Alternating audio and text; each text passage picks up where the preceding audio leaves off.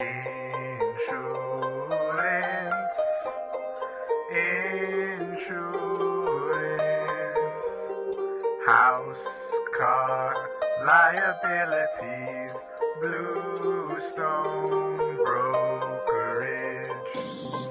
This is Zach Ashkenazi, four-time YMSL champion and current captain of the Jungle. Just got a new apartment, immediately realized I needed renter's insurance. There's only one person to call. That's Uri Adler from Bluestone Brokerage. And then I was walking out of my apartment. Getting to my car, I said, I need car insurance. Who do I call? Uri Adler from Bluestone Brokerage. There's only one man to call for your insurance needs. Whether you just got a house with a new swimming pool, whether you're shaking and baking down the highway, there's only one person to call. That is Uri Adler from Bluestone Brokerage.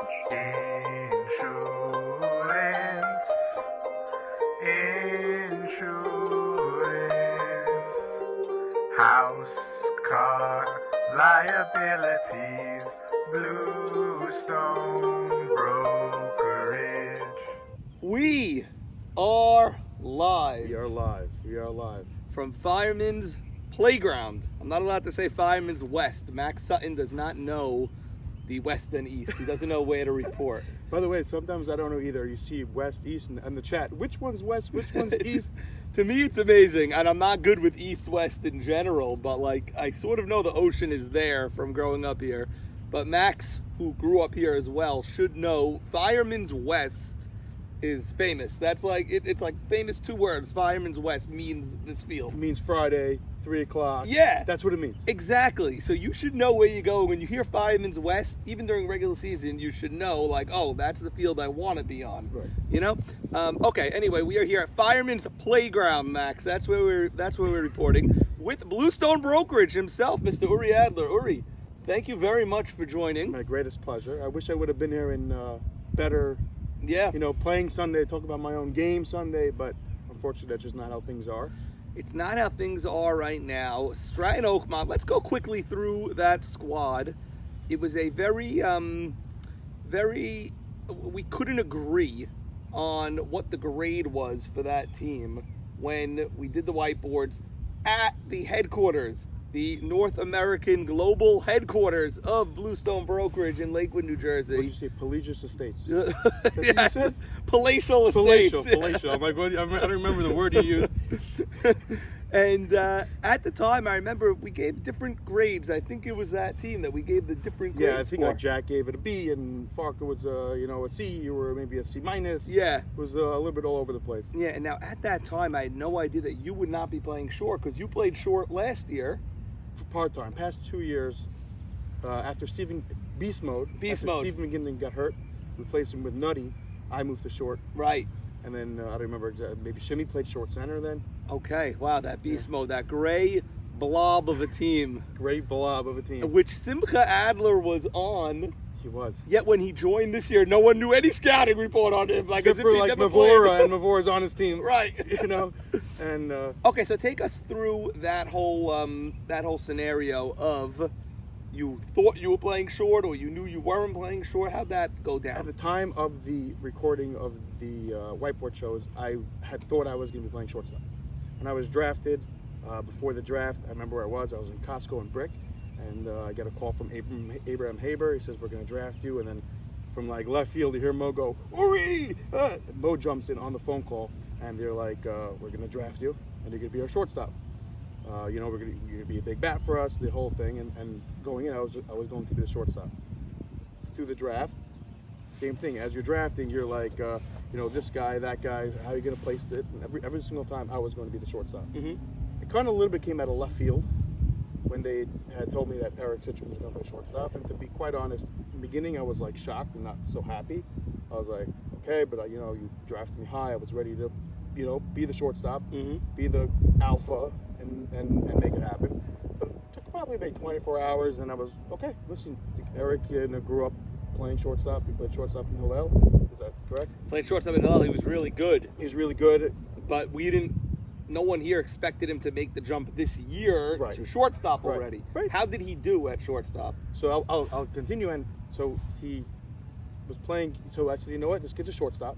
there's no reason not to give him a shot. And if it doesn't work, then I'm there. I texted Eric. I said, "You do you. I'm not breathing down your back." Mm-hmm. You know, I was playing third. So we start the season. We start 2-0, right? We start 2-0. Eric's playing fine. Next week, you know, that crazy win game on against the Tar Heels. That was wild. Yeah, and then he's playing fine. And it got to a point where, like, you know, things were just happening, and he was playing shortstop. At some point in the season, I think Eric has a great glove. He has great hands. The reason why I don't think he was ready this year to play shortstop is because if you look at, like, the great shortstops in the leagues, you know, Zach, Joey Cohen, there's something about them that they command every play. Yeah. They command the infield. The ball comes through them every single play. They're taking cutoffs. They're loud. They're vocal. Eric doesn't have that yet. I don't know if it's so his funny. personality. It's funny you mentioned Joey Cohen because he's not a loud guy, but at short, he's yapping away the entire time. Who's covering? Who's this? He hits slow. He hits here. You're right. They command the infield, sort of like center field for the outfield, but even much more. You have to be on everything. Come right through them. Yeah. They're holding the ball every single play. And if you look back at our Big Red highlights, when we played Big Red, you see Ruby Sack out there a lot, and not everything went, you know, so smoothly. And then it just was a piece that was missing. Mm-hmm. And after that Big Red game, I didn't say anything to Abraham Haber, but there was talk around the league of, look, this team is missing somebody who's you know, commanded that infield. If you look at, you know, Buka and Race, they threw out a lot of guys at bases, but at the same time, not always was at the right throw to throw to that base, and sometimes it hurt us. If you look around, that's because there was nobody, you know, commanding the infield, which I thought could do better. But I didn't say anything because it's not my, you know, they're the captains. He's the captain, Abraham Haber. I think this was an Abraham Haber decision, not a Mo decision, and he was the captain. And I wasn't going to get involved all the way towards the end of the season, which is partially what happened on the mic'd up and this whole situation was that Eric missed. You know, his grandmother passed away, and he missed the game against the 61s. Yep. Ruby Saka played shortstop for those two games, which made sense to me. If you start moving me to short and Ruby to third, the whole infield starts moving. So they just basically took Ruby and played him at short. It didn't work out. And again, before the game against Placata, I went over to Abe Haber and I said, Abe, you picked me 10th overall to be your shortstop. I didn't play shortstop because Eric. Okay, I said, Eric's not here. We just lost 2 games to 61s. We're in a playing game, do or die. Yeah, I noticed at the playing game the whole infield was different. That's when you did play short. I said, Eric, Abe, do you want to go down without ever giving me a chance? Right. And he said, okay, let's do it. It's a good argument. I mean, the 10th overall pick, you have played shortstop. Yeah. You can't go down without ever seeing what it is, especially when Citron is gone. I want to get back to what happened after that, because then the following week you did not play shortstop. Correct. But we need to break for 10 seconds, and we will be right back after this. Check 1 2 check 1 2.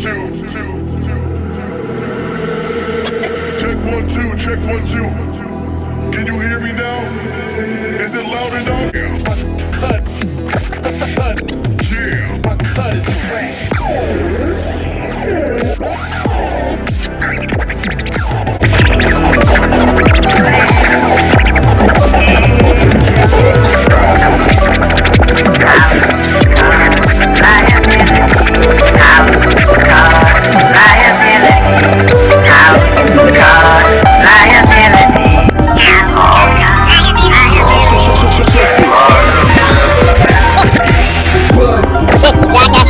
Four-time YMSL champion and current captain of the Jungle. Just got a new apartment, immediately realized that he Zach Ashkenaz, 4-time YMSL and current captain of the Jungle. Just got a new apartment, immediately realized that there's only one person involved. That's Uri Adler.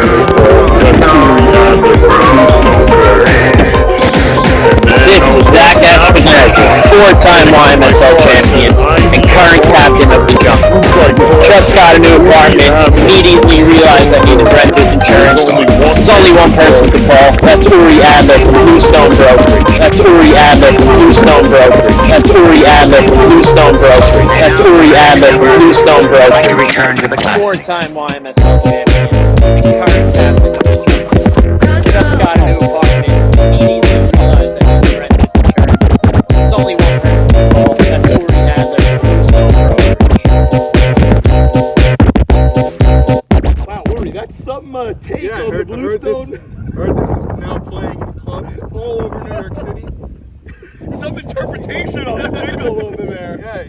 it's this, and they have like a remix that goes straight into the David Sacca. Yes. You know, they call David Sacca. The club. That's the one Barsano loves. He dances to that one. They call David Sacca one. But that's some interesting interpretation. You hear Zach in different speeds in the background there. That's pretty wild. 4-time YMSL. Current captain of the jungle is the worst part of that whole thing. Okay, now you guys beat Plakata because they came in as a bunch of corpses that didn't decide to show up at all. I mean that was a poor showing for a game 3. We've had some epic game 3s, epic 14-inning game 3s scoreless.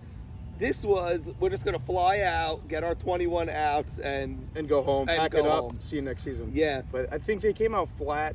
They had scored, I don't know, whatever. They had crazy games in Deal School, 25 runs. And 22. 22 runs, and then 12 runs. It was like crazy games there. And then they were fighting for their lives, and I think they just emptied the tank and had nothing left.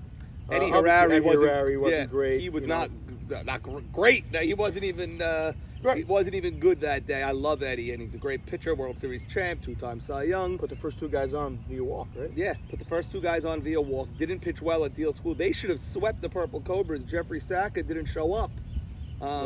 Thank God he had a miraculous recovery. He played in the over 40 league last night. So thank God all of our prayers for the Refuah Shlema worked tremendously as he found time to show up for that. But, I mean, this could have ruined the league. This could have destroyed the league. Yeah, even Can you imagine you guys lost, right? Let's say you guys lost the 2, which you lost that day.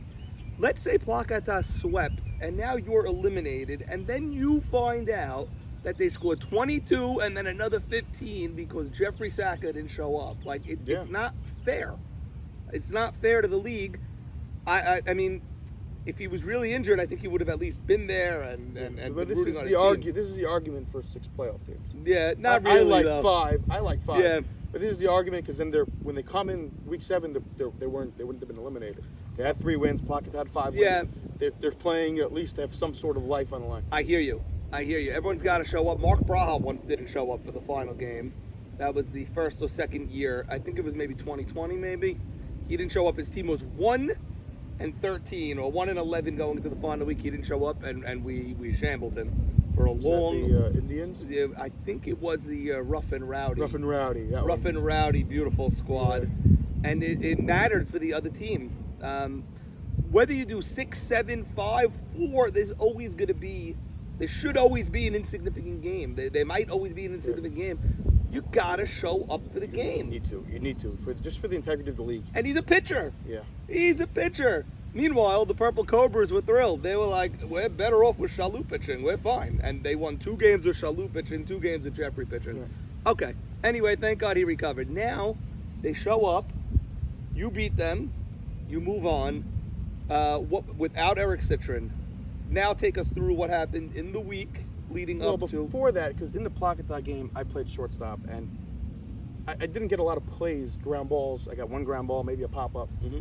But I felt, and then I found that afterwards I was told by teammates that they felt that there was finally that piece that we're missing, that somebody was commanding this infield and the plays and vocal and loud. Edmund Beta came over to be said it to me.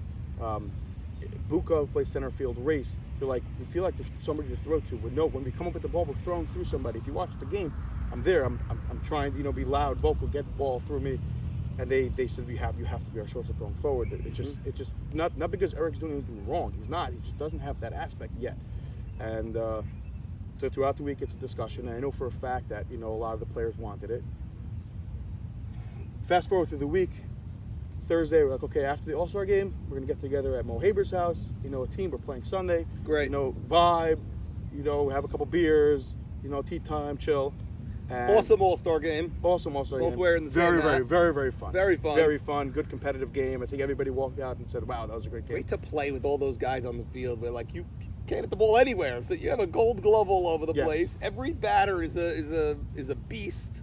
Yeah. And you finally doubled. That's finally good. doubled. You said, at least I know I could still double. At the end, I said, at least I know I could still double, right. But that was a fun All-Star game. Yeah, it was. Different than, this is my second All-Star game. Last year's All-Star game was like a kind of a blowout. Yeah.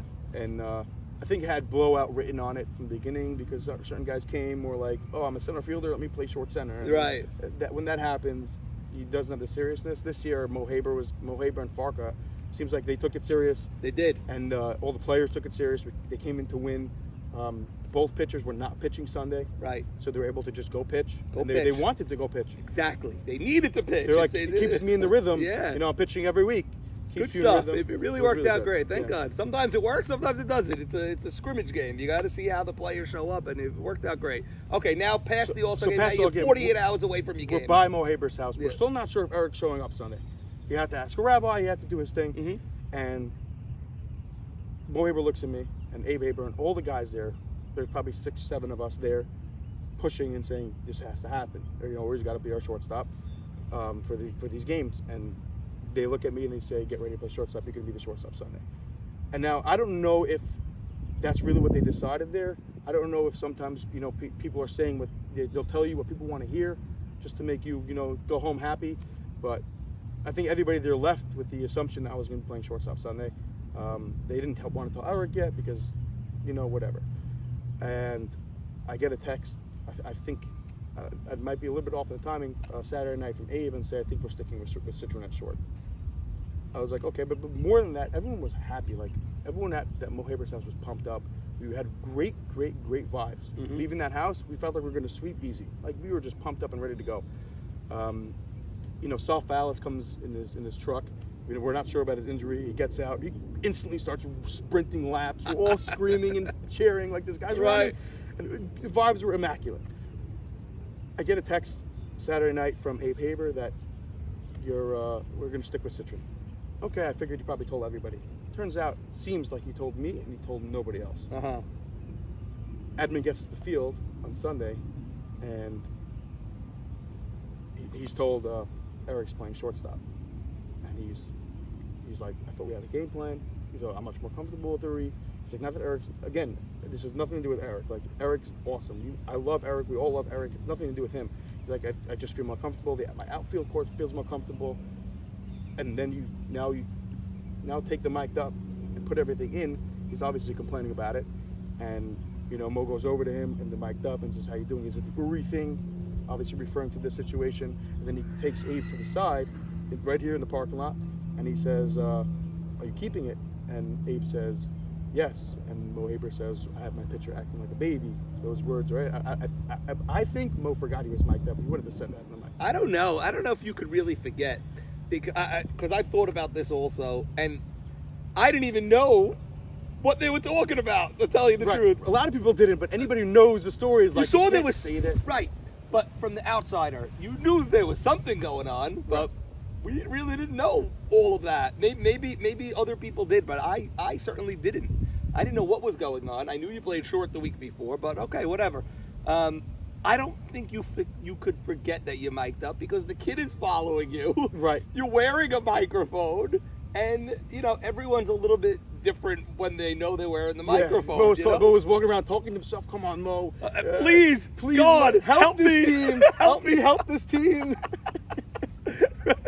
I've seen this 100 times. Yeah. I've seen this, but who knows? Maybe he talks to himself every time. We have no idea. He might, but he's that crazy. But Mo's also the type of guy that knows he's mic'd up, and he knows he's a performer. Yeah. He knows he's mic'd up. He knows, you know. I think he wanted to show us that Abe is the captain, and he brought the problem to Abe, and Abe said, "No, I'm sticking with Citron." And I think he knew, in my opinion, he knew he was mic'd up, and he wanted to show, I'm not the captain, Abe's the captain. Right.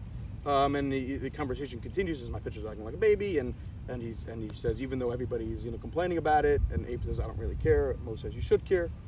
I think at that point, kind of there was this big, not necessarily, and we didn't lose because I didn't play shortstop, right? We came out flat as anything. We had 4 hits all day. There's no way to make an argument that we lost because I didn't play shortstop. But there is an argument to be made, I think, is that when you have a bubble and you just let the air out, sometimes, you know, I almost felt like we were playing Sunday with a breach in our team because there maybe wasn't, you know, I don't know if there's full trust in the leadership of the team at that point because of what happened, and it was just a weird situation. Did most guys look at Mo as the captain? Like, did you guys go to Mo with your gripes, or did you go to Abe with your gripes? I think they were very much in sync together, Mo and Abe. Abe was the captain. Abe was making the final call, I'm pretty sure. Mo obviously had his input. That's just the way it is, right? Like I said before the draft, I got a call from Mo and Abe. But Abe was the captain. Mo obviously had his input. I think they were very much in sync. They discussed things through. Sometimes, it was a little bit of both. So Abe was the captain. Mo definitely had his fingerprints on it. But, you didn't feel like this is a Mo Haber team and Abe didn't do anything. Okay, good. Good. I sort of think that on Circle of Trust, Abe got shambled for not drafting Mo. And I told him on the spot, and throughout that season, I thought it was a good move that he didn't draft Mo, because he's got to have his hands on this team. It's got to be his team, and not Mo's team. Mo has his own unique winning way of doing things. He's won. He's been super successful, but it's his way, and everyone's different, even a father and a son. And I thought this needed to be Abe's team. I liked what he did with Circle of Trust, and he didn't draft Mo. This year, I guess after a year of establishing himself, and he actually won Captain of the Year, and he was the 1 seed, he said, let me go with Mo. And now in this mic'd up, I'm seeing people go to Mo with their issues to bring to Abe. It's almost like it's like a messenger to Abe or whatever. Okay. Anyway. Yeah, but definitely I do agree with that. I think Mo is better off without Abe, and Abe's better off without Mo, captain-wise. Right. Meaning Mo himself is great. We saw last year Abe himself was great.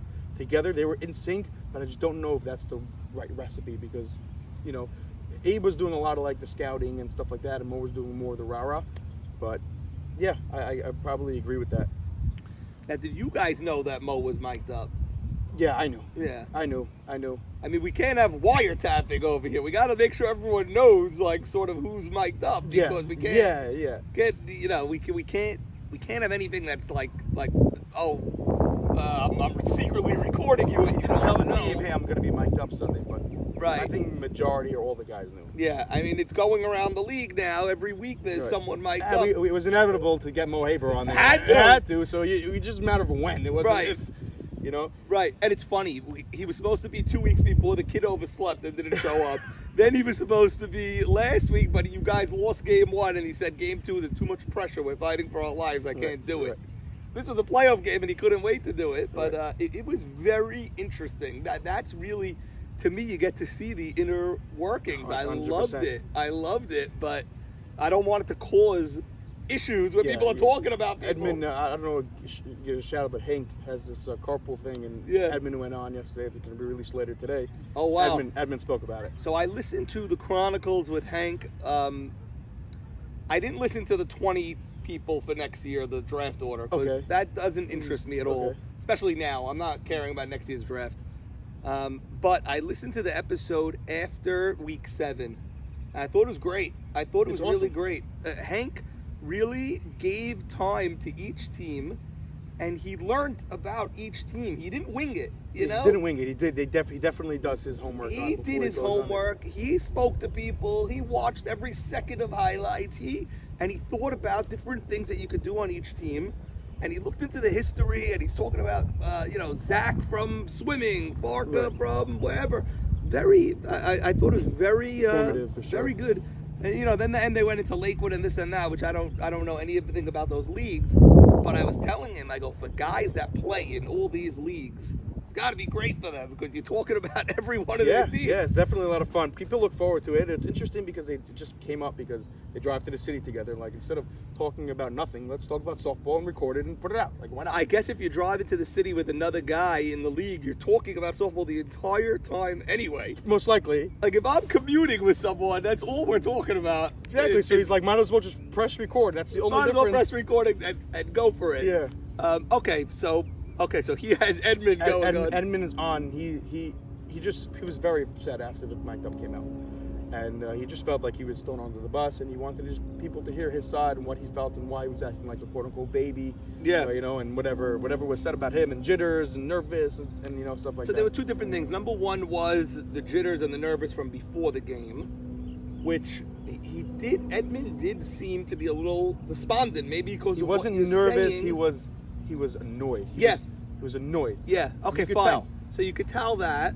The other thing that I did not agree with Mo on was the Jimmy versus Yacht thing.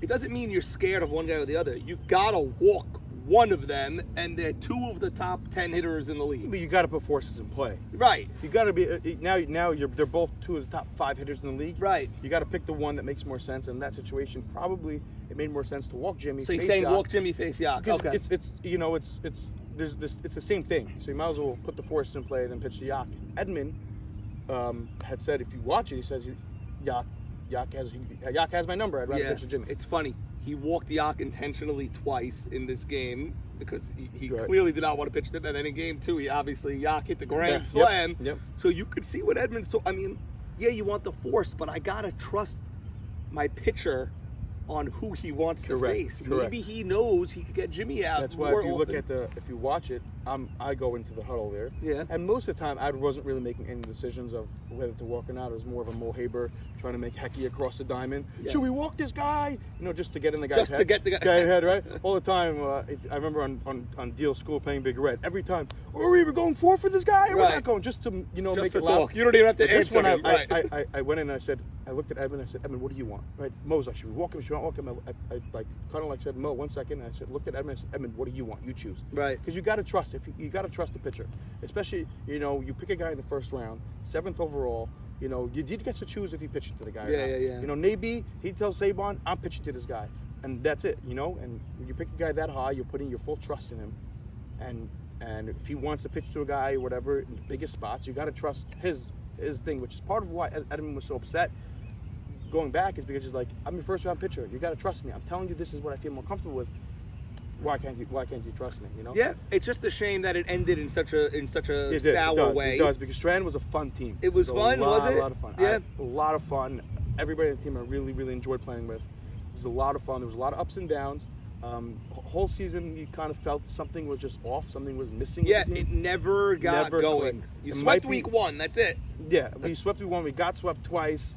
We were 3-1, 3-0 at a point, and then Wow. we went 4-11 since. Wow. Yeah. Wow. We started 2-0 versus Nana. We won game 1 against Tar Heels, 3-0, and then we ended 7-8, and we lost 2 games, so 7-10. So I think we were whatever. Oh my God, that's a wild Yeah. stat.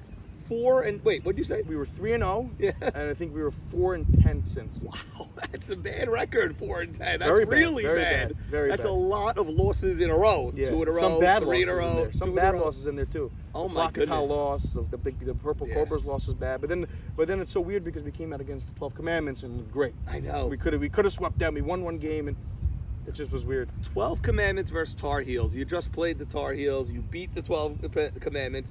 You versus the Tar Heels just now, this 4-5 series, were the 2 teams that actually beat the 12 Commandments. Right. They only have 2 losses. Correct. And so either way, we're going to go into this next series saying, okay, one of you guys is going to... You already beat them. You're right. 100%. It's not a walkover. Tar Heels looked so damn perfect against They you did. guys. They I did. mean, line drives, perfect defense, communication. Abe Saka was insane. Abe Saka walked 1 guy in 2 games.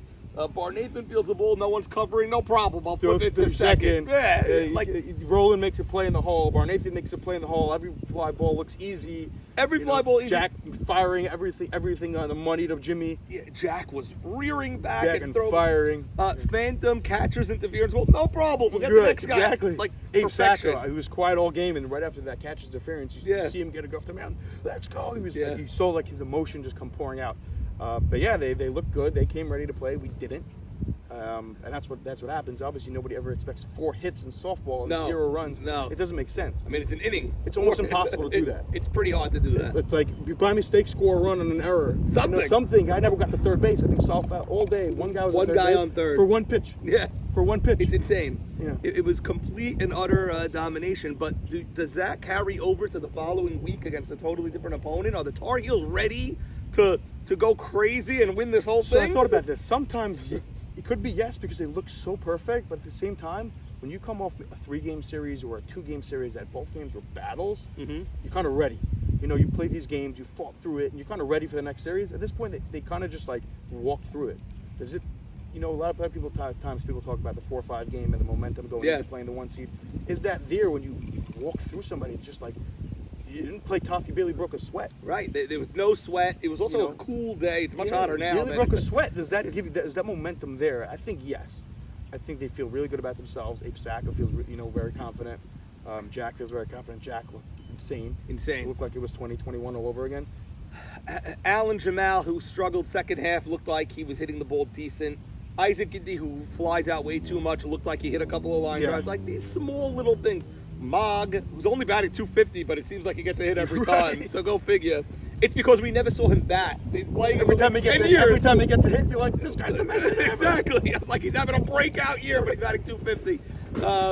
But they have some of these lower lineup guys slightly emerging, waking up now. Nathan. And then, right. Nathan comes up with hits. He just comes up with hits, that little guy. And then they have a baddie smoking the ball, Jimmy getting hit every time, Yak going opposite way with the power. Gap. It's four outfielder gap, yeah. JT's still not there, but still. But he looks good and right. He looks good and right. Yeah, if he he's great. He's a great fielder if he wants to move. You know, if he wants to lay out for the ball, he will. Which I hope in the playoffs he will.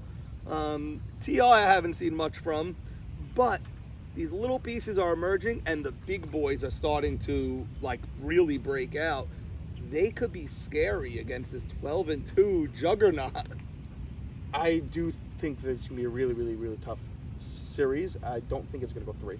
Really? Personally, no. I think the thing about the 12 commandments that scares me is we know how crazy that lineup is, and we know how good Navy is. Yeah. But sometimes when a team walks through a season, what happens if they get down 2-0 in game 1? Yeah. What happened first inning, 2-0, Saban starts erupting, Allie's screaming at Saban across the diamond. Who's there to calm it all down? Where's Mocas? Last year he had Mocas. Where's these guys to calm it down? Who is it? Shimmy in right field? Right. There's nobody really there. They have Zurishji, nice kid. Rookie. He's not going to say anything. He's not going to say anything. Bernie Pindeck, rookie. He's not going to say anything. Barsano's a nice guy. He's not saying anything. Who's there to calm it all down? So I don't know. If they get down early, I see. You could have a eruption of the volcano. The only thing I'll push back on is they went 12-2, so they did walk through, but they had 4 or 5 games that they were losing in the 6th or 7th. Yeah, they had a lot of comebacks. Nutty, opening day, 3-run bomb. Alley twice, against once a Big Red. walk-off, once a I mean, they've had some comebacks, so it's not like they've never been down and come back. But I have to hear you. I mean, the 12-2 record is only building the internal magma. I believe it's magma before it erupts, and then it's a lava when it erupts. So it's only building it because at 12-2, you have to win it. How many teams go 12-2? It's once a decade, You have to win it all at 12-2, and that's only building the pressure that we can't see. Thank God YMSL monitors these things underground. Yes. We have that guy that monitors Saban at all times. I actually saw his wife at the Little League field last night. I was asking her. She claims he's calm. She claims he's as cool as a fan and ready to rock and roll. But does she have the underground? No, she doesn't. Because Shalom Bayit. We can't give her all the information. But Saban is if something goes wrong, if they go down 4 or 5-0 in the 3rd inning, which happens like that. Yes, it happens does. Like that. An error, a hit, a this, a that. Yak, all of a sudden, bam, you're down 4-1, 5-1. You're gonna see some pressure. When you go 12-2, there's an automatic built-in pressure to win it. You cannot lose. You were 12-2. How could you lose? And then you start going down. People start pressing. People start pushing. Trying to do too much, and it's a scary spot. But if they go up early, you can see them cruise. So Swimming went 12-2, but they lost 2 games in the postseason. They had a game 3 against Jacobati and Cold Blooded. The games 1 and 2 were excellent. Game 3 was a blowout for Swimming. And then in the World Series, it was 1-1. They lost an extra inning game, game 2, so it was also 1-1. I don't think Zach is different. Meaning Swimming, Zach is. If Zach was on this team, this 12 Commandments team, it's different. Yeah. Because they go down 4-0. Zach's there. He's like, guys, he's settling everybody down. He's a calming presence. I don't know if they have that calming presence. Right. Don't know who. I think Shimmy is the guy. Like, who else? Nutty doesn't say a word. Ruby Shalou. They don't really have a guy. Now, Zach had already won 2 championships by the time he got to Swimming, but as far as I know, that season and that postseason was where Zach became a Hall of Famer, basically. That's where he dominated. He dominated that postseason. They were winning games 2-0. They weren't pitching to him, and they only when they had to pitch to him, and then he would homer. Make them pay. It was just a crazy time.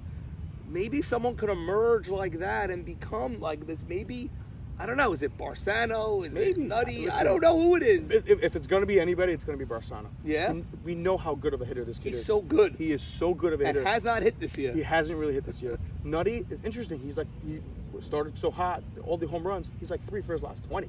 We were texting about this midseason, and we said maybe the book, you told me this, maybe the thing on Nutty is he's just crazy streaky. He's just crazy streaky. He'll have 6 games with beast mode where he looks like the best player in the world. Right. He'll have last year, and then he's just a little bit streaky, and that's what it is. We were getting slack when he came in for Stephen Gindy, who was the first pick of the draft that year, or whatever, the first round pick, and he was so much better than Stephen for that 6 games. But then the following season, he did nothing. This year he goes from the 30s, and he's a ho-hum, and all of a sudden the kid's on the MVP ballot. It's a perfect 3rd round pick, 4th round pick, because if you could catch the fire, if he catches fire now, they win the World Series. I mean, he's that good. Yeah. They also have Nate B. They also have what I think is the best defense in the league, the 12 Commandments. Barsano at 3rd. Someone told me he made more errors than anybody, but to me, I'm seeing flashy plays. We don't have defensive metrics, but no. If you turn it to the MLB, the Reds, Ellie De La Cruz, he's a shortstop. Yeah. He makes the most errors in the league. Wow. But he's the best defensive shortstop by metrics. Because he makes plays that nobody else makes. His range is nuts. Every once in a while he'll throw one into the bleachers and whatever, but his range is crazy. He makes crazy plays, diving, running. So not always is errors tell the whole story, and not always, you have to have the metrics. We don't have them, but he definitely makes some great plays, Mark. It's interesting because when we played them, their defense wasn't great. Really? Zvi wasn't great that day. Mark wasn't great that day. Wow. Nothing really went to Allie, so like, what's we funny? played them, we weren't great. I didn't vote for Zvi for Gold Glove. I voted for Noah. I voted for Noah, but Zvi was great. I considered Zvi and Noah at short center. All the highlights look good, and to us, when we played him, he'll tell you that was probably his worst week. Okay. They also have Nate B on the mound. You can't forget that. That's what makes his team so crazy. How do you, you talk about this team, you forget about Nate B? You forget Nate B. How could it be? And people are saying Nate B didn't even have such a great year. He didn't look great. Right. And when he played us, he looked pretty good. He walked some guys, but it's crazy. Because even if they do, they're not hitting and Nutty's not, they could win a game 1-0. They can. They have, they could win it. They could beat you 15-14 and they could beat you 1-0 because they have Nate B. That's what's crazy. That is such a good point. They could win any game that you give to them. Right. You guys scored 6 in the first inning, we could come back. Yeah, we're not scoring at all, we could beat you 1-0. They could win any which way. That's what's so scary about this team. It's a very scary team. And we didn't mention the guy who had the best year of all of them is Allie at shortstop. Right. I know Allie for such a long time. He has not played like this in literally 12 years. 12 years. Montreal. He didn't even play like this the year after Montreal or the year after that or whatever. He has not looked like this. I don't know how it's possible. Thank God he's healthy. His hips, his knees, whatever the hell he did.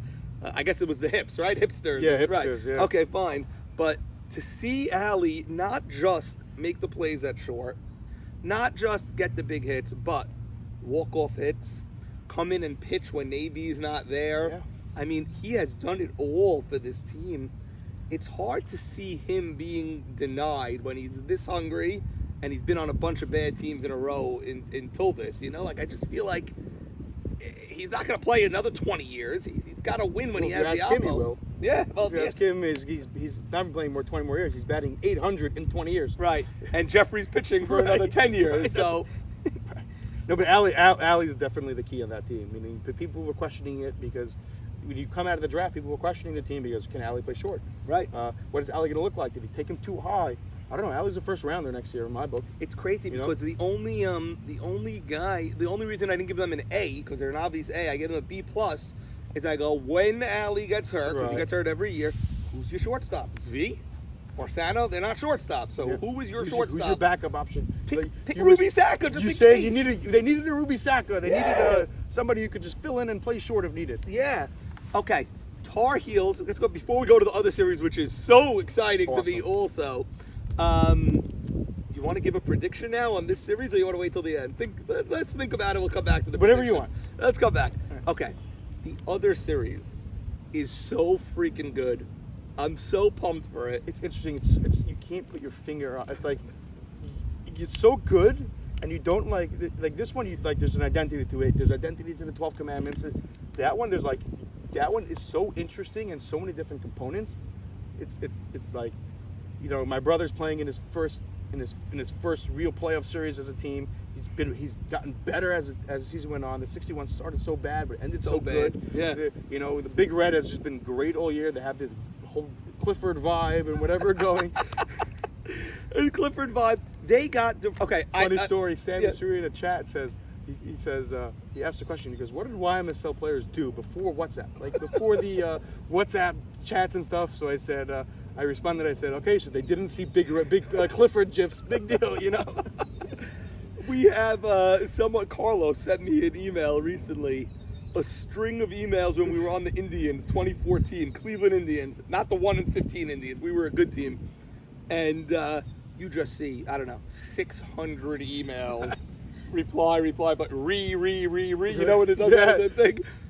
From the whole season, we had one email string. Imagine waiting for the email, and each guy writes, because it's an email, not a text. Right. You write them differently. Each guy writing a full paragraph about the game ahead. It's crazy. And then before that, you just got together with the guys. They were phone calls. You used to have conference calls with your teams. Okay. I have a few things about this series.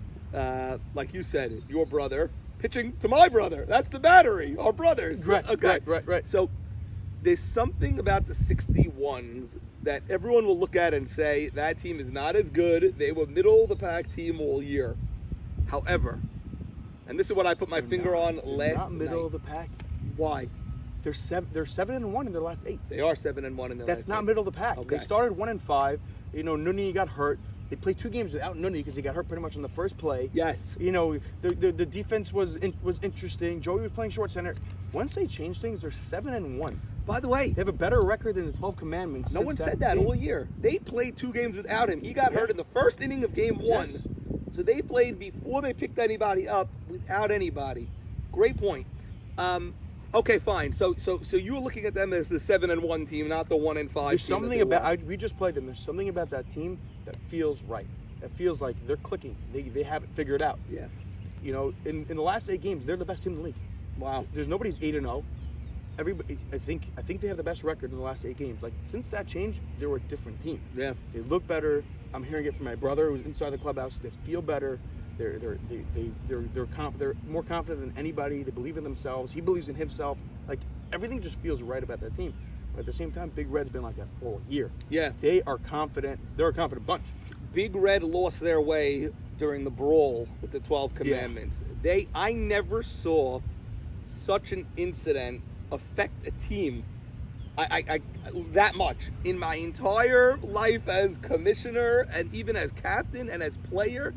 I've never seen a single play take a team and flip it on their head where it was so obvious they were losing the next week to weaker team. It was so predictable and obvious that this team is so distracted by a non-punishment. Henry should have been suspended 2 games. He only got 1.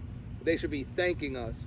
Yedid got a warning. He should have been suspended a game. You don't walk over to the other bench and start up with them, and Nabi also should have been suspended a game. Those are my public out there recommendations to the committee what should have been done. 2-1-1. They all got lenient, and 12 Commandments accepted it. They took the warning, and they moved on with their lives. It's easy to accept the warning. Easy. Yeah. This team, the suspension they took because they knew that had to be coming. They couldn't handle the warning to Yedid, which is nothing. Just don't do anything again. That's all it means, is don't do it again. And if you do, we're going to have much less leeway. We're going to suspend you if anything happens Wasn't again. there? Is that what they were upset about? Yeah. They were upset about like the other parts of the punishment. I think that's what they were upset about. I have no idea. But to me, they got totally distracted. They were upset that, I guess, Nabi didn't get suspended, which I agree with them. I think they're upset. at You're that. basically saying that Nabi and Max are the same. Yeah. And they're not. Yeah. So, do we want to do this again? All right, quickly. Naby started the whole thing, so you sort of have to punish Naby. Right. Without him doing it, you don't have anything, you know? But Max escalated. what he didn't warrant going to the other bench. Troy's there. Troy's going to remove him. Of all people, Troy is there, you know? So it's not like Rusamano or people that let things go. Right. It's not Phil. Troy is there. He removed him. Move on. It almost sounds like I'm apologetic for Naby, but I'm not. I hate when Naby does that. He knows that. I've told him a million times. We've given him warnings in the past, and I don't feel like he deserves a warning every year. At some point, he's got to be suspended for that, which I thought was this point, but he wasn't. Bottom line is, you could agree or disagree with whatever the committee decided to do. I happen to thought they should have been stricter, but I always lean that way because I don't want to deal with the BS. I want to play cut it out. ball. Yeah. So I'm always saying, go stricter, set the tone, but they didn't. But that doesn't mean you allow it to derail your team. remaining season. Yeah. And Big Red, in my humble opinion, the Big Reds it. are not as loud, they're not as long, they're not as, the mojo kind of like, went away a little bit. The mojo went away. Troy didn't let them chant, which I give him credit for because you know what? Once you have a physical fight, all bets are off. Now everyone shut up. Shut everything down, play ball. We're going to play in silence the way like during the riots in Baltimore, they played a game in Camden Yards with no fans. Right. You know, we're going to change all the rules now because you guys behave this way. So now I'm going to be in control, which is Troy. And I'm going to say, I don't want to hear peep from anybody, and we're going to get through this 3 hours and move on. I just don't like how Big Red let it derail it. But to their credit, they seem to be back now. They needed week 7. Week 7, they came in, and you could easily say, they didn't really need the games. Right. They probably weren't getting the 1 seed anyway, but they came out and they played hard, and I think that's a big key. Because they're coming in, getting their mojo back, getting it back together.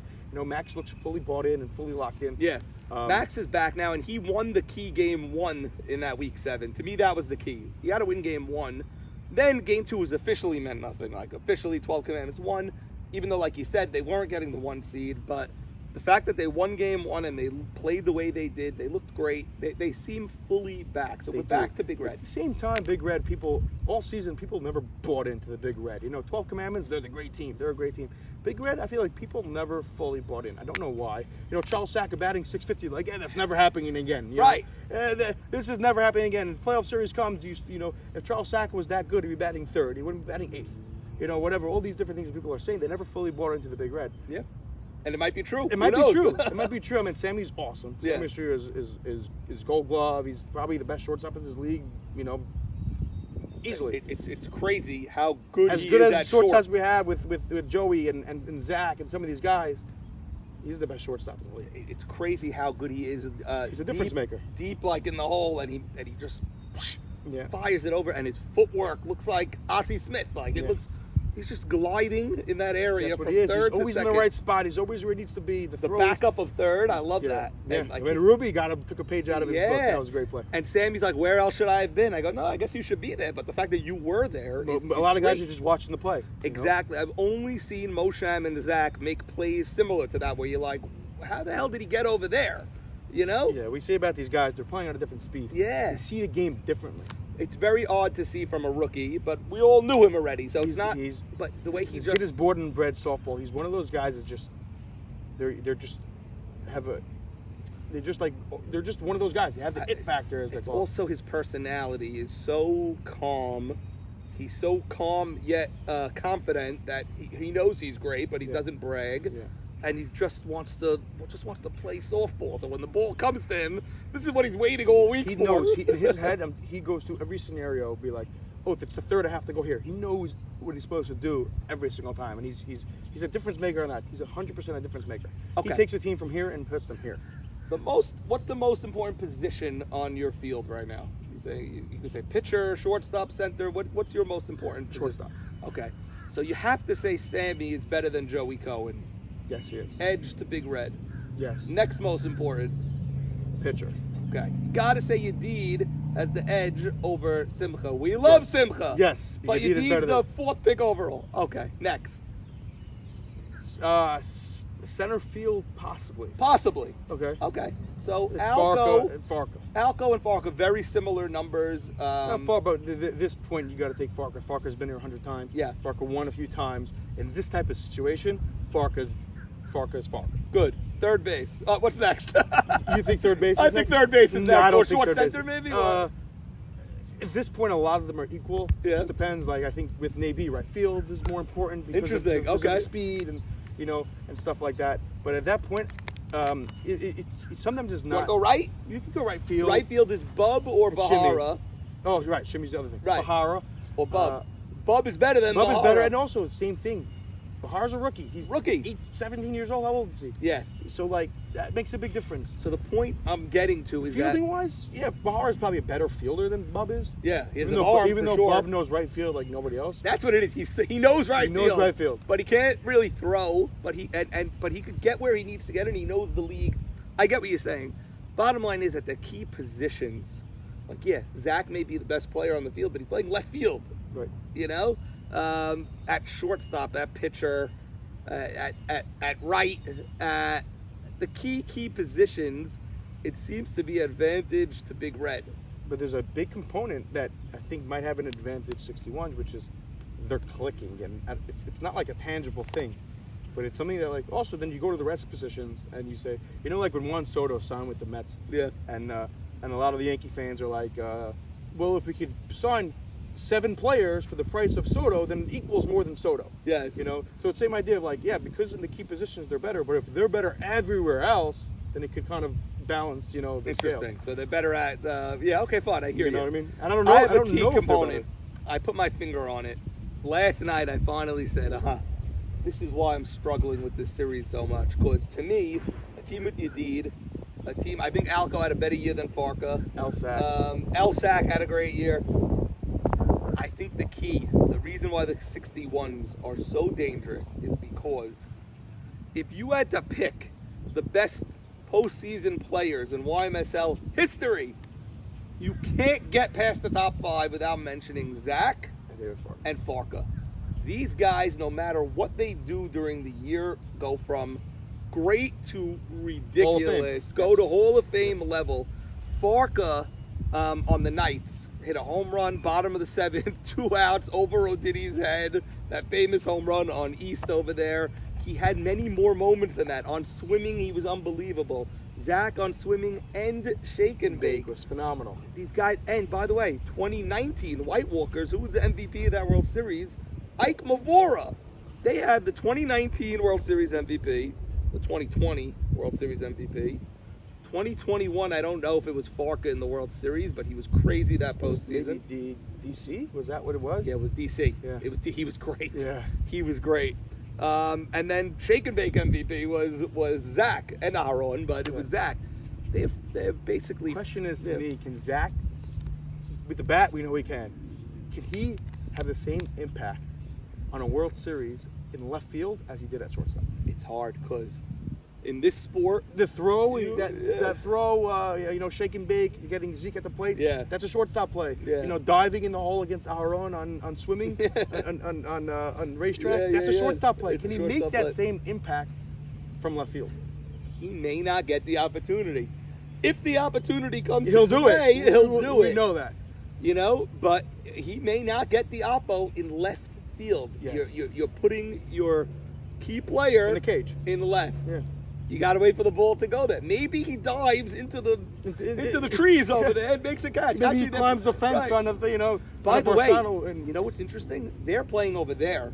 Maybe he does something over the Mocas cherry blossoms that no one has done. Maybe he catches a ball in the parking lot. Yeah. It seems to be a fence, but it's not a fence. You could catch him. I don't know what the hell he could do over there, but he's going to have to wait and see. It's not like shortstop every 2 innings. he's not going to be throwing guys out at bases and It's so tough. I don't know what to do. I can't make. All right, are we ready for predictions? I'm ready. Okay. I think I'm ready. I think the 12 Commandments, Tar Heels. I do think whoever wins Game 1 will. I don't think this is going to Friday. You don't think it's going to Friday? It's not going to Friday. I do think it's going to Friday. I don't think it's going to Friday. I think this is a sweep. If 12 Commandments come out hot and they're feeling great, the Navy's humming, they're going to sweep. On the other hand, if they go down 2-3-0 in the first, second inning of Game 1, you could see it getting out of hand quickly. I don't think it will look, out of hand. You're not going to see 13-0 scores, but I think if they lose Game 1, you'll see Saban. You might see some eruptions from the, and you might see, Ali screaming across, and it's not going to be so cool, and I think Tar Heels will sweep. My prediction is that the Tar Heels will sweep. I cannot believe it. I have Tar Heels winning game 1. I think they're hot, but I don't think they're that much. They're that good to just sweep the They're 12 not commandments. that good. I think it's more of the 12 commandments will fold more than the. I don't think so. I think the 12 commandments have enough in them with their season on the line. Even though Saban's going to be screaming, "What is this? Yeah, Come what on!" is The typical stuff that he's going to scream. They're so talented. I hate it because it never really comes down But to they that. also haven't played a meaningful game in months. I Not know. weeks, months. I know, but I don't see them going down in 2. I can't. And I see them losing game 1 and something happening maybe early in game 2 that just, gets them going, and all of a sudden maybe it's a 7-4 win, and it is Nabi against AB Saka. Advantage Nabi. There's a lot of advantages to 12 commandments. A lot, exactly. There is a lot everywhere. You're I'm right. saying- I'm going split, and then I'm going split with the Tar Heels winning game 1 and 12 Commandments winning game 2. And then in a game 3, I have to go 12 Commandments because the Tar Heels don't like Fridays. I agree with you. Abe Saka hates Fridays. Doesn't mean he can't play and win on a Friday, but he's going to be coming straight from work. Maybe on a one game. Maybe we'll be Friday. here from Wednesday night. Yeah, He'll be parking here. Even though I lost with Navy on a Friday last year, Elliot Man. But he's actually not great on Fridays, maybe, but I give them the advantage in the one that game. game was on Friday too, right? The Slappin versus that was Caballos. on a Friday, yeah. 4-1, they blew it. We scooped the dirt when Jody LeBeau scored that run. We scooped the dirt and put it on the baseball card. Yeah. I agree with you that if it's going to go 3, it's going to be the 12 Commandments. I'll go with that. Okay, now the other series. Big Red versus the 61. It's so intriguing. It's really so great. I can't wait for it. There's so much juice. Because there's, I feel like in the 12 Commandment series, you can kind of see different ways. This either going to go this way, it's going to go that way. With the 61 Big Red series, I feel like there's so many different ways you could go. You don't even know what to expect. I know. Don't know what to expect. Like the Big Red, like you said, they have guys that contributed all year, but can they? Like why not? Why can't they do it one more week? Why not? Why can't Charles go 3 for 5 and still bat 600? Could. Hollywood. Bub. Hollywood's a playoff performer. Yeah, he is. He's a playoff performer. He is. He's an experienced playoff player. He's been in the playoffs a lot. Kakambas, he had a game-winning hit for in one of those games. So tough. And they had a little bit of bad blood also. Sammy Saka, father of Elsack, called someone for leaving early on second base, and Zach went nuts. That was at the racetrack. So they had a little beef also, little added storyline. All right, what are you picking over here? I'm thinking we don't see a Game 3 until Game 3 of the World Series. Oh, my God. We don't see Friday until Game 3 of the World Series. And my prediction is 61's a sweep. Uri, if that happens and you're right and there's 2 sweeps, Game 1 will be on Friday. So we won't see a Game 1 until Friday. So you'll see a Friday on Game 1. We won't see a Friday till the World Series. Correct. Wow. Something about it just tells me. Is that nepotism that you like, that's because your brother and you're rooting for him? I think opposite. I would, the last thing I want is to come to dinner and Sims has a ring. How many other people in your family? Like, what's your... I'm one of 11. What? Are you serious? 11. 1-1. Where are you? I'm 5th. You're 5th, right? Smack in the middle. Simcha's 4th. All right, go. Name them. My sisters are Gitti. Avi. Gila. Simcha. Girl, boy, boy. Simcha's a boy. Okay. Uri is a boy. Dovi, my brother. 3-2, 4-2. Shira, my sister. 4-3. Yechiel. That's a boy. And then 5-3. Bela is a girl. Bracha is a girl. And Yisrael is a boy. 5-all. 6-5. 6-5. What's the last one called? Yisrael. Yisrael. Wow. Yeah. That's insane. 11 kids. You grew up in Lakewood. Did not. Grew up in Muncie. Oh, that's like where Race is from, right? I know Race. I'm a little kid. Really? We used to play tackle football in my friend's backyard. We used to beat each other up, like hard hitting, no pads. Me and Race grew up together. Wow, I did not know that. Yeah, Avrami also grew up in Muncie. And now you live in Lakewood. I live in Lakewood. Avrami lives in Lakewood. Avrami lives right down the block. And Race is still over there? Yeah. What is he doing? I don't know. Race is Race. He's just chilling. Yeah. Okay. You're married, you have kids, you have the whole thing going. All right, And great. Sim is saying, me and Sim are always very, very close. We're about a year apart. Right. We were roommates. You shared a room growing up, Growing obviously. up, Right. we both like in the family. We're the softball players. Nobody else really. My older brother plays a little bit, but like we're really the softball ones. And we had a connection through that. Like we were always just, 11, one of 11. I don't remember seeing other siblings come to cheer you on. They watch don't the live here. game. Where are they? A lot of them are in Muncie. I have 2 siblings in Lakewood, but they're. Your parents are in Muncie. I'm going to Muncie for Shabbat. Really? I'm trying to drag my dad back down here to watch Sim play. That's awesome. Hopefully, he comes to a lot of our tournaments. He loves it. There's nothing he likes Gotta better than come. city. It's just a far drive. But Sunday morning, I'm going All to right. hopefully drag him. Mr. Adler. You bet. Come. Is it Mr.? Is it a rabbi? Is He's not a children? rabbi. No, okay, Mr. Adler. Please come to the game. We will give you box seats at Fireman's East. And maybe even a foam roller. Won't go that far. I don't go. You got to have 15 kids to get the foam roller from me for free. I am going to go. I got to go for what I'm rooting for, which is another game 3. So I'm going to go with the 2 game 3s. I'm going to go with the. But if it's 2 game 3s, Yeah, what do you watch? Where do you go? Wait, we do 2:15 start and 2:45 staggered. start. Staggered. We're doing staggered even Yeah, here. that I like a lot, by the way. It's good for the fans. It's the good for the staggered. fan. You get to come, you get to see it, then you get to flip over, watch the end of that game. Exactly. I want to be at the ends of games. I want to be in important moments. Doesn't always work out, but you have a better shot. So we do 2:15, 2:45 in that case. I'm trying to think. Your deed works quick. I know. I think all the pitchers work pretty quick.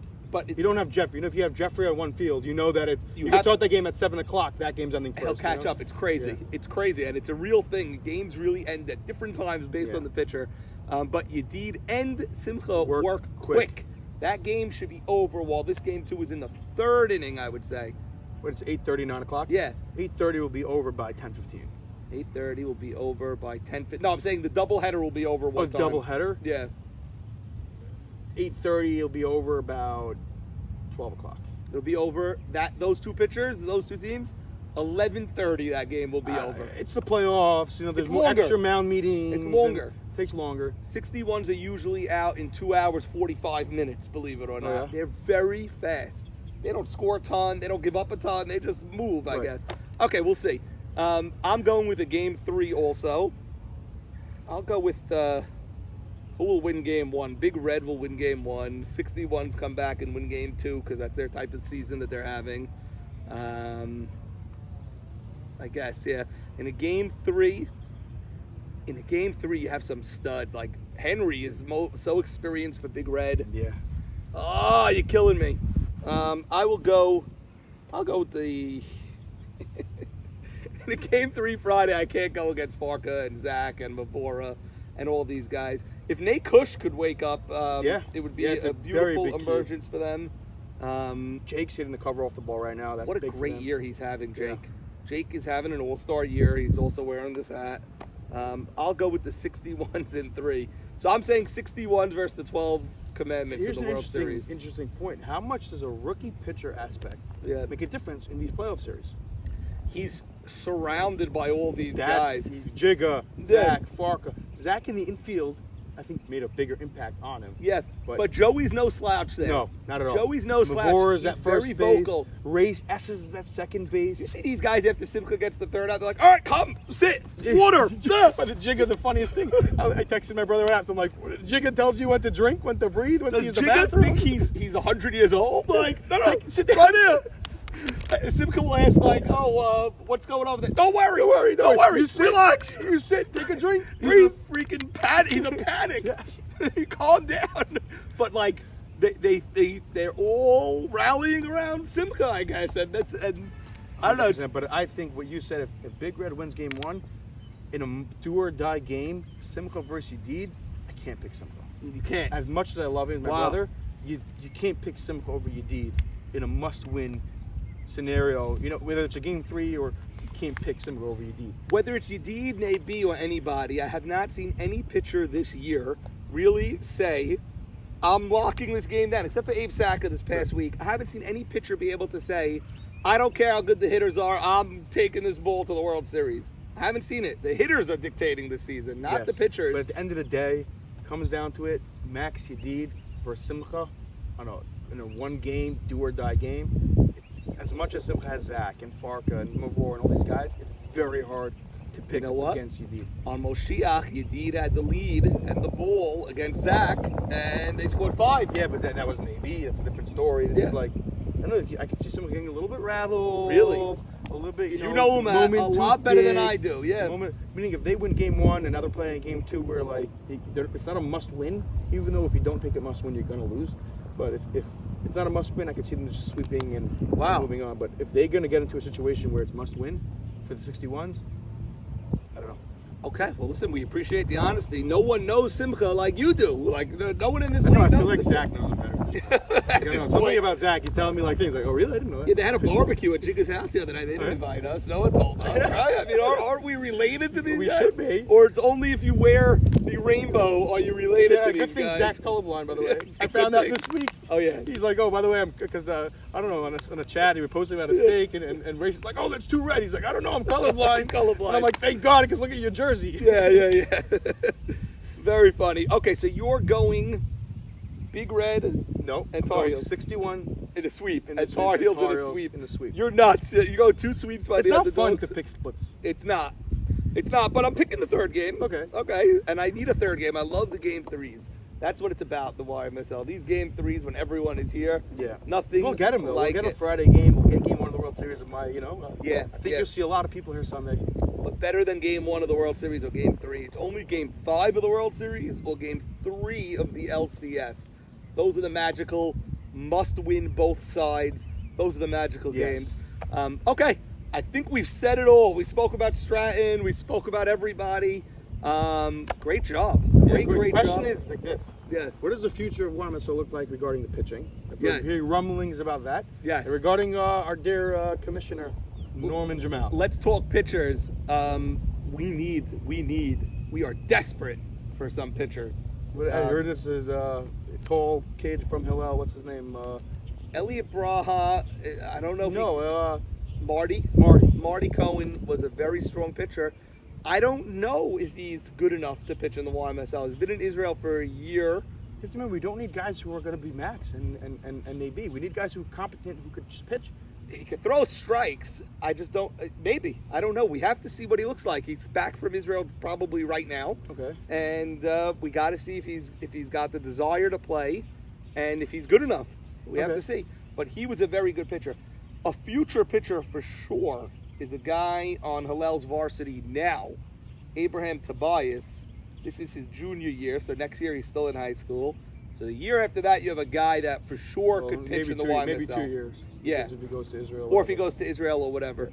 But he's for sure a YMSL pitcher. He's great. Okay. Marty, we have to see. It's iffy. Then there's the Fowles kid who pitched for Awesome. Mahor. He's Awesome. awesome. Can he come? Can he commit to Sundays? We don't know. We have to see. And then there's a guy from YDE, also a tall lefty, I heard, that may want to, that may Not be graduating. Solis. No, someone else. I forgot his name. A lefty? Yeah, that's what somebody told me. A tall lefty. But either way, we got to find somebody. We can't have teams that are giving up 22 runs on 16 You can't runs. have teams that their season's over before it started. Yeah. Because, They got to be competitive. there's not, no, I'm not throwing shade at any one pitcher in particular. but- Even Yedid and AB had ERAs close to 6. Yes. So even the best You just can't are have going to ERAs in get the hit. teens. You Yeah. can't have ERAs in the teens. It just doesn't work. Can't have ERAs in the teens and you just, expect to win. You just put your team's dead before it starts. Yeah. You know? Yeah. So we absolutely need that. There was a time when we needed shortstops. Now we got Sammy Soroya, we got Mark Braha back. Joey emerges as a great shortstop. Joey's a great shortstop. Zach next year will be Allie's back at back. short. Jacobatti's handling short. Allie looks great. All of a sudden we have too many shortstops. Yeah. You didn't get shortstop Yeah, this I'm year. not, So there you go. I'm not looking to play shortstop, but if I I hear need you. to, I need to, yeah. But now we're like rich in shortstops. Now we have that issue with pitchers. Right. That's what we need to go. And with me, we got to see what's going to be in the off season. It was actually a very smooth year, but there's doing the 7 years now. It's a long time. 7 years. It's very, very time consuming and also a little stressful. Like every Saturday night, I gotta check on the fields and make sure we're playing. And I gotta make the call if everyone's gonna be driving from long distances to come here. Make Probably sure the getting fields are texts from good. 96 players. Norm, can you update us? Before I get home from shul, I open my phone after Shabbat. It's already texting. Are we on? I don't know. I just opened my phone. I got to get to the field. You think I'm not going to let you know if the game's canceled? Right, you're in Massachusetts somewhere. Right. Also, I think with the players that play in 7 leagues, Tahina League, Lakewood League, Knight League, YMSL, this, that, it's becoming like just Another league. just another league, and people are not understanding. People are not, like, I had someone tell me, how are you interrupting the highlights with the commercials? And I go, you don't understand that, like to me, the commercial's the funniest thing. If you're in the middle of a serious moment, and then bam, sugar and spice comes on. Spice. Yeah, I don't know how to verbalize what that means, but to me, there's like a personality. Well, like, I don't want to see who's watching the game. I want to see the players play. Right. So now I started doing the condensed games. You want to just see bat on ball? That's awesome. Go watch it. You have both options. Yeah, you have both options. Do what you want. Man, come on, Zach's gonna come look back in 30, 40 years and look at him pushing Sarah on the swing. That's awesome footage. Or Sarah's gonna be here watching your husband his play. girlfriend. Right. But that's yeah. But I'm saying, like, Sarah's gonna be sitting here watching your husband play, and whoever the commissioner is, that one's gonna go back to this thing and say, look, there's your dad pushing you on a swing. We have it with Elliot Saka. He's no more than 14 years old. He's sitting on those bleachers with the guy who used to play in our league named Ray Day. Big power hitting DH. Funny guy. Very funny guy. His son was sitting on the bleachers watching Jeffrey Saka pitch. Fast forward to today, he married Jeffrey Saka's daughter, and now you're looking at this footage. He's talking about Jeffrey, saying, "Hey, I'm rooting for the Marlins." Talking to Elliot. It's crazy, and this guy's married, and he's 10 years older now. It's just a crazy thing. You get those type of things. Yeah. But So I don't think anybody who plays in other leagues and looks at it as just another league. It's just not how anybody I know looks at it. It's always YMSL, and then everything else is just reps, getting myself ready. Okay, I'll play this game because it makes sense for me to, keep. If you're a pitcher, if you're a hitter, to keep my reps I feel like going. the teams that get eliminated, the loss is much less because, all right, we'll go to the Night League now. Like Mo Haber was leaving here. He's like, I don't feel so bad. I got the Night League now. Well, there's I got two this, things. I got that. There's two things. There's one aspect of we just lost in YMSL, which stings. And then there's the aspect of at least my softball for the year is not over. At the end of the day, I like playing softball. For sure. So if I'm done after YMSL and it's June 1st and there's no more softball to play, that stinks. So from that standpoint, like, at least I have other softball to play. But at the same time, yeah, of course that stings, like anything to lose. And so it's like there's some sort of balance in between. I mentioned it to Elsack on that interview a couple of months ago. I go, I was joking, by the way. I go, we got to dump these old guys. And I mentioned Mo Haber in there just to get him going. But I also said a key point there. I go, well, you need them because the people that come up have to understand what the intensity, the intensity, the history. Right. This guy's been there. He was there in 1990 when X, Y, and Z happened. Yeah. That's why I liked Hank's Drive, Chronicles, because he wasn't even in the league when swimming was playing. Right. I don't think. I wasn't either. Yeah. And he knows that, Zach took over that postseason. Yeah, I'm on a chat and somebody was screaming at Soul. Says, go back on YouTube right now tonight. Do your work. Watch swimming. You got to watch these things. You know what game to watch? Everyone should watch. We should find it. Game 5, Knights Cucumbers. The best game. Is that the tree? Ever. No, Tree was game 1. Or it's game 2, actually. Tree game 2, Abe Haber would have won that game. Cucumbers would have been up 2-0. They would have won the World Series. Right. The Tree, dead ball. Knights ended up winning that game. It went to 1-1. It went to 2-2. The game 5, it was 102 degrees right here. It is the best YMSL game ever. I might have seen it. I don't remember, but at some point I go through all these things. Me and Zach want to do a thing. You know how like a Barstool, I know it's so late, but you know how with Barstool, you see like Mike Francesa, like 4 or 5 guys watching the game? You ever see that or no? They put up an old game and they watch the game and they film the guys watching the game. Yeah. So we want to do that with like 5, 6 guys. Let's say it's me, you, Zach, Farka. This, like, you can just get a bunch of guys and you're together, watching, and you watch Knights Cucumbers game 5 and you film it. And I don't know if anyone would even like that. If they don't like the commercial, they're not gonna like watching us watch a game. But that's the best game if you want to send Solies to do his homework. Solies is no playoff appearances in 2 seasons now. He mentioned something about starting 0-4 both years. Yeah. Abe Haber 0-4 as a captain in the postseason. And really not competitive in any of the games, I don't think. Not really competitive, right? Raw had a walk-off last year, right? Or that wasn't the verse. That was on. Was that against Abe Haber? Yeah. It was. Crying in the thing in the shirt. Wow. What a long year. That's only a year ago. Wow, Yeah. It seems like ancient history. Well, it was less than a year ago because this year went very quick. Yeah, it did. No real rainouts. It did. Let's hope we play on Sunday. The weather looks okay. The rain totals look tiny, but it looks like a long amount of rain. Let's see. Going back to like the commercials, I think people like the commercials. I love the commercials. You hear guys big sugar spicing, and you hear guys doing Rushmore construction. You hear it all the time. Yes, but you know what?